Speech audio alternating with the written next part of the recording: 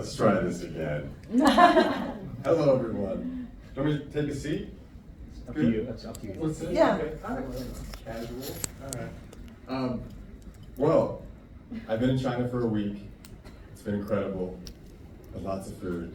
I was able to meet a few people already that I've seen here today. Marsh and I got to hang out earlier this week. And when I was asked to be a part of this, I was really excited because as an actor, you know, as storytellers, we get to kind of be in more on the ground with I guess with just the telling of stories.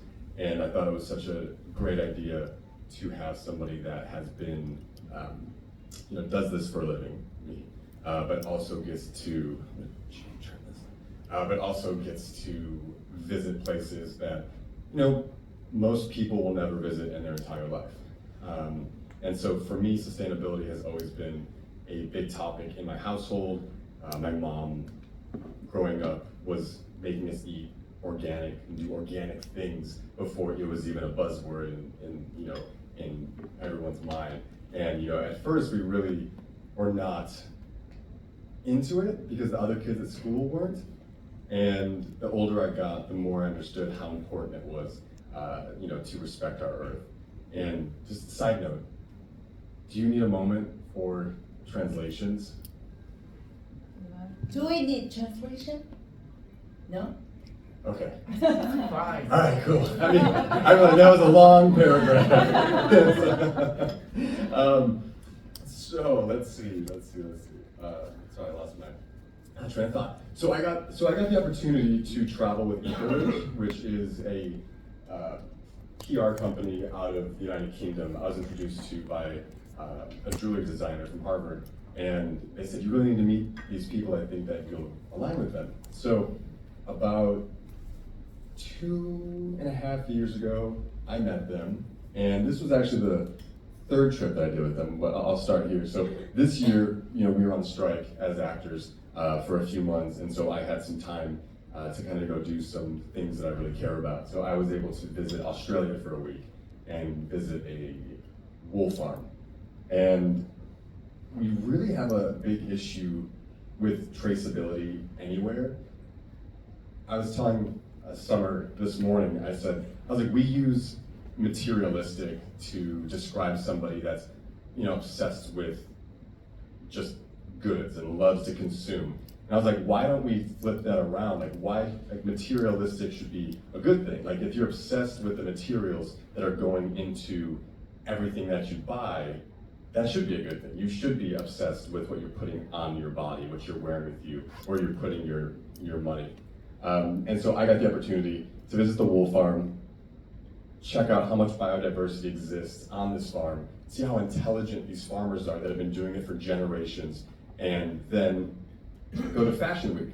So after this trip in July of this year, I was then able to go to Fashion Week in September, and I got the opportunity to visit one of the oldest textile mills right outside Milan. I think they've been around since the 1600s. And they actually positioned themselves years ago. I think Xenia Oasis is up there, and then there's lots of other places, but it's like the lightest water in Europe, they say, so it's easy for dyeing. And they went through this long process. I think it was like, we did like a 3-hour tour of this entire factory, and just how thoughtful they are with their process was something that was so inspiring to me, because, you know, I watched this this documentary called, I want to say it's River Blue, about the dyeing industry and how it just goes into the channels in India, and the water actually bubbles because it's just so full of nasty chemicals.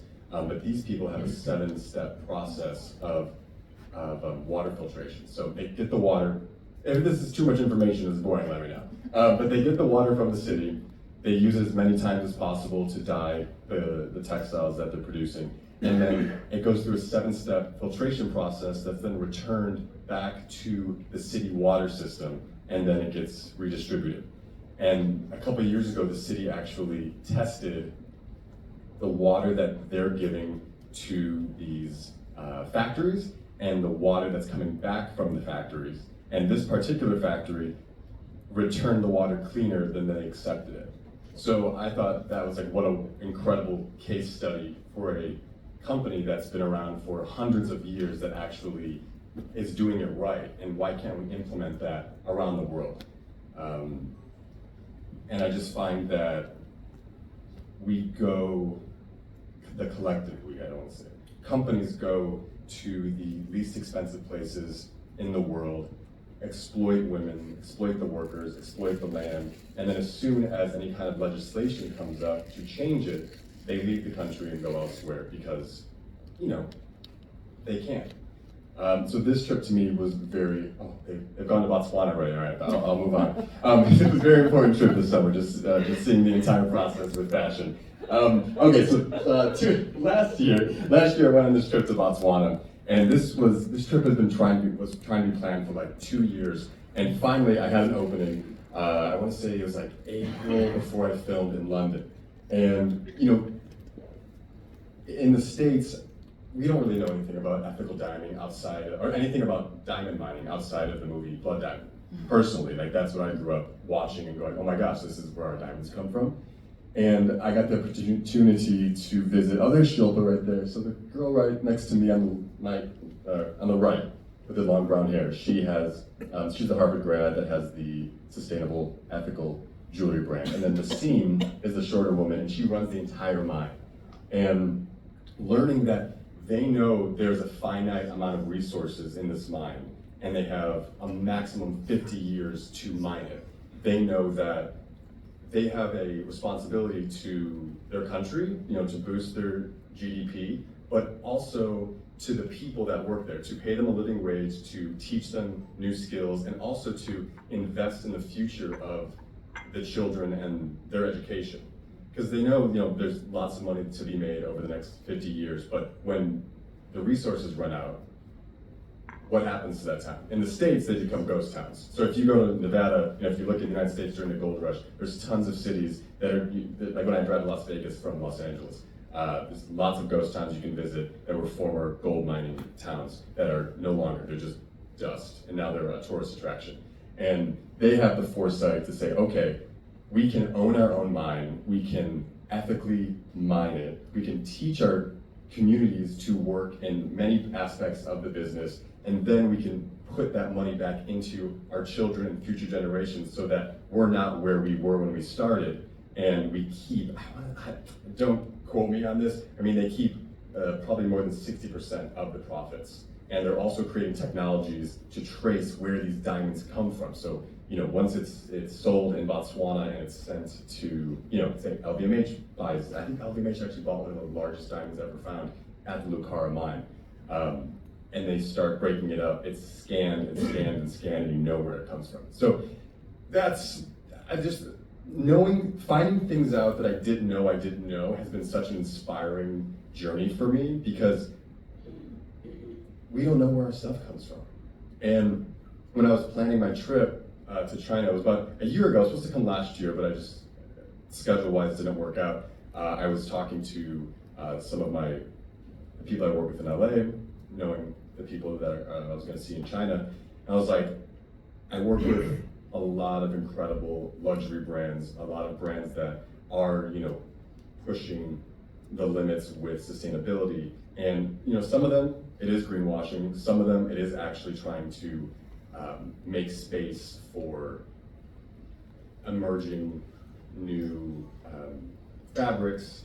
And I mean, I think Balenciaga did that mycelium jacket, doing stuff out of mushrooms. It's just, I mean, what we can create with alternative fabrics is off the charts, and I just think the more money that we can invest into that, it's like the iPhone, right? The iPhone was so expensive in the beginning because it was a new technology that nobody knew about, and you had to invest so much to create this device. And now it's affordable. I'll put that in quotations, but it's more affordable because there's so many. It's being created for the masses. So anyway, back to China. So when I was starting to do my research to come to China, I said, okay, I know I have the opportunity to wear global fashion brands when I go, if we have events, I go, but I would love to find Chinese designers that are actually doing the work, just like I am working with some of them in the United States.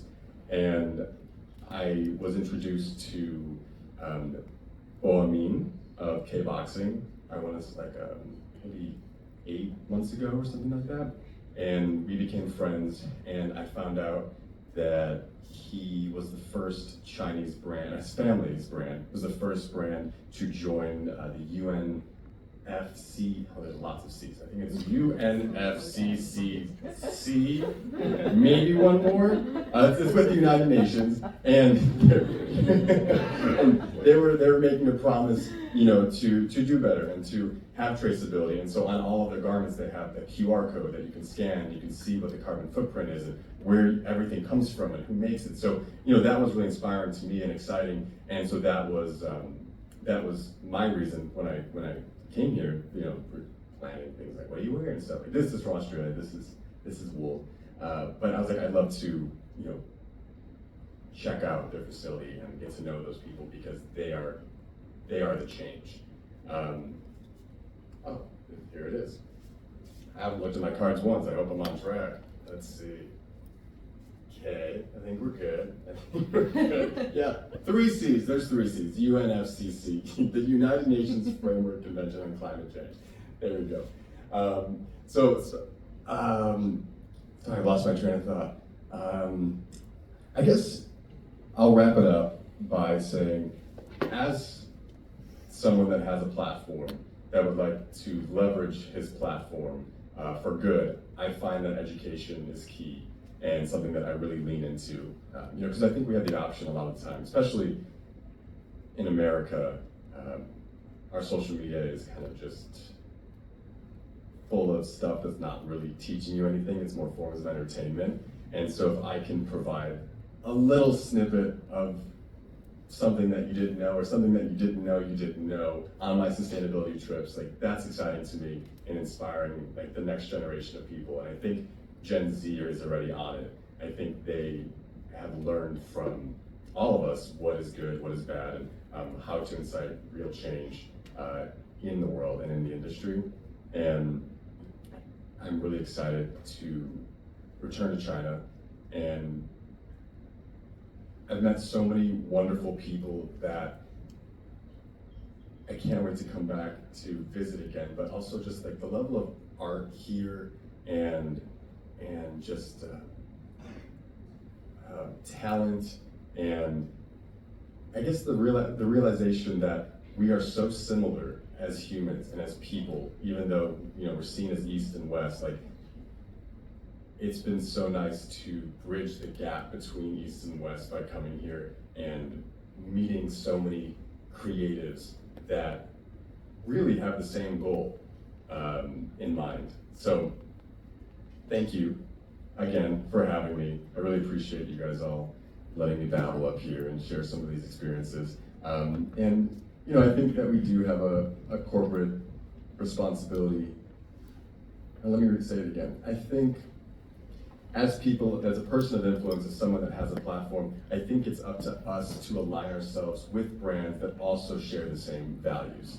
Because there's campaigns with, say, soft drink companies where we're gonna be carbon neutral by 2025, and your face is all over the world saying that I agree with this company. They're gonna be carbon neutral. They're only gonna be using recycled plastics, no more virgin plastics in their bottles. And then they cancel the campaign as soon as it's over, or maybe mid-2024, or they move the finish line. And I just think it's our responsibility to ask these questions and not just go for, quick money. I think it's so important for us to also share the responsibility with these companies, saying that if you put an actor, a musician, a person of influence's face on a product, the consumer's believing whatever the company is putting out and whatever that actor is saying because you trust them. And so I think we really have to be mindful of the level of trust that is put into the celebrity, the actor, the musician's hands, and know that the world is watching. And personally, I've kind of gone out of my way to make sure that everyone I've worked with has a plan and is not going to go back on their promise to the people that they are marketing to. Oh man, I think I blacked out. I don't know where I'm at. But anyway, thank you so much for having me. I'm so grateful to be here, to be a small part of this conversation. I'm sure I went over my time. Wish we had a clock because that clock would have said a lot less. But I am excited to come back to China, and thank you so much for hosting this. And yeah, thanks. Thank you. Thank you. Thank you. 好，谢谢 Tyler 的分享。然后接下来我们有请到 David，我来请各位1分。